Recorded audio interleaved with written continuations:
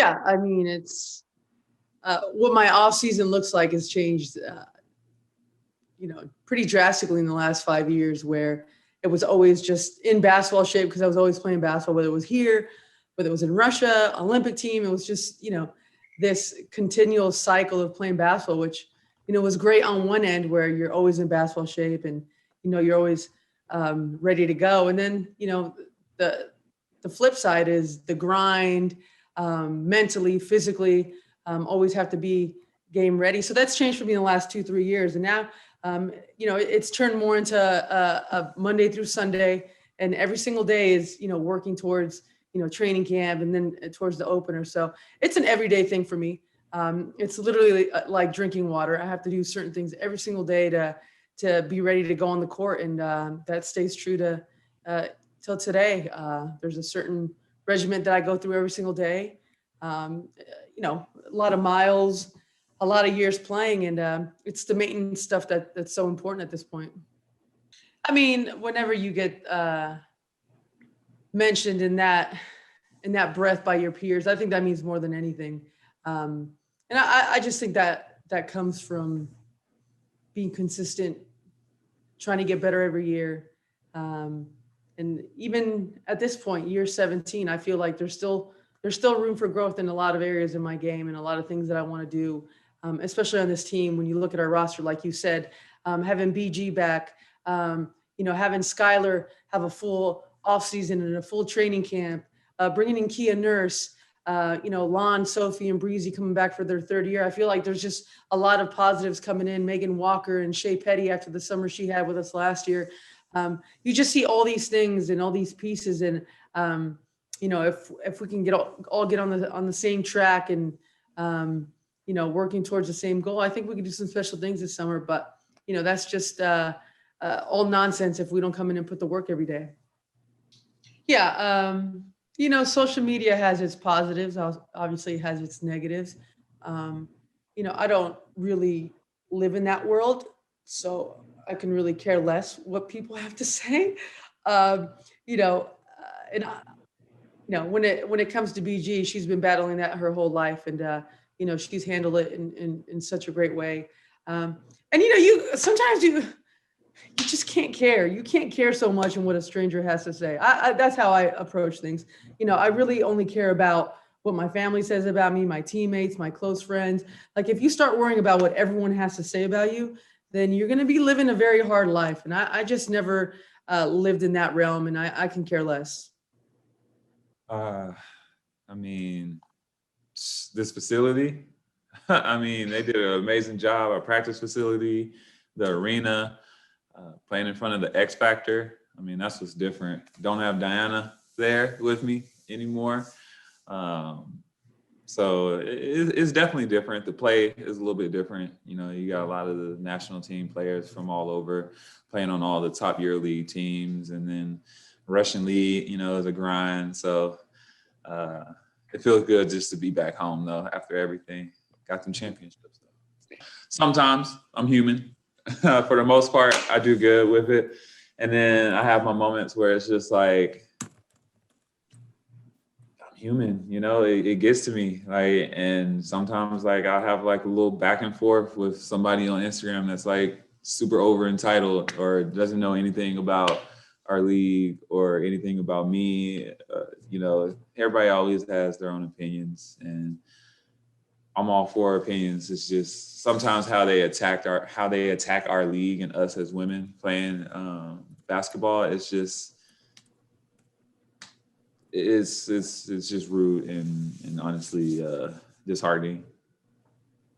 Obviously, last year we didn't have that luxury to have fans, and I was always excited about playing in Phoenix to have the X Factor cheer with me instead of against me, because I remember those crowds being on the away team and those fans. So I've been doing some of the Suns broadcasts. So I've been at some of the games, and they've, upped the fans from 3,000, I think, to 5,500. And now, they're slowly but surely allowing more people in safely. And it makes a difference in my mind. It creates an atmosphere. It creates a home environment. You get the opportunity to connect with the community and just, play off the fans. You know, I like to be charismatic. I like to be react, and you know, I like to get the fans involved, and as do a lot of our players. You know, Diana, BG, you know, a lot of our players interact with all of our players do a great job of interacting with the community. So I think it'll be fun to, you know, finally play in front of the X Factor. As long as it's safe for everybody to come back, everybody wearing their mask and staying socially distant. But the arena and the staff have done a great job making sure that's possible. So yeah, I'm looking forward to it. And of course, playing my first full season, you know, outside of the bubble, but in Phoenix. Yeah, I think the W players have done a great job of branding themselves and, you know, using their platforms, using their voices, and speaking out on things that they're passionate about. I mean, we're 150, you know, almost different women, different personalities, different lifestyles, different stories, backgrounds, but we're human beings. You know, we respond, we speak out when something's wrong. We're unified. Obviously, our makeup, we have a lot of Black women, brown women in the WNBA who are gonna stand up. We have a lot of great white allies who speak out on and stand with us on different social justice issues that we're speaking out on. We're very in tune with what's going on with society and, you know, having a human response to it and, you know, social responsibility, all those things. You know, I said it earlier, I'm proud to be a part of this league where you have women and people who understand. And even with us not always having, you know, resources or, you know, sports media coverage or TV time, you know, we're starting to gain more of those things. But I think it's been about W players really branding themselves, putting themselves in positions, speaking out on things, unifying our platform to help amplify our message, having those tough conversations, you know, educating people, et cetera, et cetera. So we saw that our impact on the floor, it's above us, you know, it's really our impact off the floor and what we can bring to the table there that we realize we also have a reach. So yeah, I don't even know if I answered your question, but that's how I feel about that. So I'm really proud to be a part of the WNBA and everything that it represents, all the different faces that we have, all the different communities that are represented. And yeah, it's continuing to trend upward, you know, what we're doing and the response from it, just getting more coverage is people watching our games. And that's what you see when you actually put resources into women. And you'll see that we've been doing more with less. So it's great to finally see some people wake up and understand what we bring to the table. And yeah. Yes, I will bring more heat. Don't you worry about that. I was very excited. Obviously, my PEs were kind of in the works before the whole trade and everything happened. So that was like one of my first calls was to Jordan Brand. Like, we need purple, we need orange, we got to change some things up here. And so some of the cool stories that I had from my life that came out in the bubble will also come out in obviously the newer version of these Jordans and the 35s. The 36s will come out at some point this season, and there's a very special addition to that. So I did have an addition to my family and my nephew, and I have a new nephew that's coming in about 5 weeks. So they will get their own shoe, and I'm very excited for that one to debut. I'm excited that we were able to expand the roster at Jordan Brand. Obviously, I think what we try to do there is make sure that each and every person that's watching basketball, young women growing up playing basketball, can have somebody within the brand that they can resonate with. And we all have different stories and different backgrounds. And I think that's what makes us special. When we talk about Jordan Brand being a family, and I know a lot of brands say this is a family, Jordan Brand is very close-knit. There's an exclusivity to it. There's not a lot of people in the brand for a reason. And that's why the family atmosphere becomes even closer. So there's a lot that we're doing this year. Obviously, the women's side of the brand is continuing to grow. I'm obsessed with all of the women's clothing that they come out with constantly.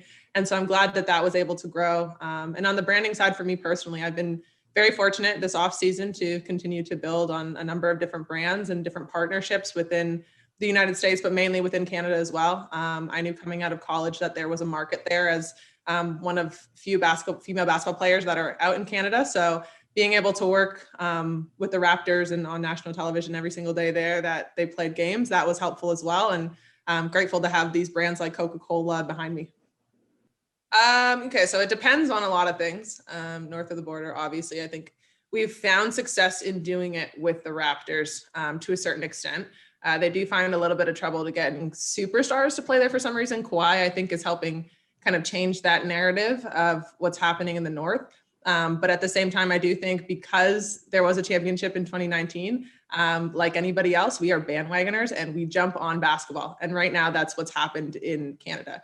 I think it's hard for people to really understand that when you play for the Raptors, you're not representing just that one city, you're representing an entire country. And that's why that championship was so big. We've seen such a jump in desire to even start playing the game from the grassroots level in Canada. And so I think in 10, 15 years, we're going to see even bigger numbers of kids leaving Canada to go play in the NCAA or play in the NBA or play in the WNBA. And that'll be a direct result of watching the Raptors win a championship, watching the Raptors have success over the last couple of years. So I do think there is a place where the WNBA could be successful north of the border in Canada, just simply because people want to watch basketball. People want to support women's basketball. Our national team helps a little bit, sitting at 4th in the world versus our men still trying to kind of make their way into that Olympic qualifier and going through their tournament. And so there's definitely a place where it can. There's a lot of planning that's going to have to go in. A lot of people that are going to have to jump on board in order for it to happen. For me, if it's later in my life, an ownership piece of it might look a little bit different depending on where I am and where I live at that point. In mid-career, I'm not sure I could be an owner and a player. That would throw me off a little bit. But I do think there is an opportunity there. And the W obviously takes care of the 12 teams that we have right now. But if there's a place to expand, I think the North is somewhere that you do have to take a look at.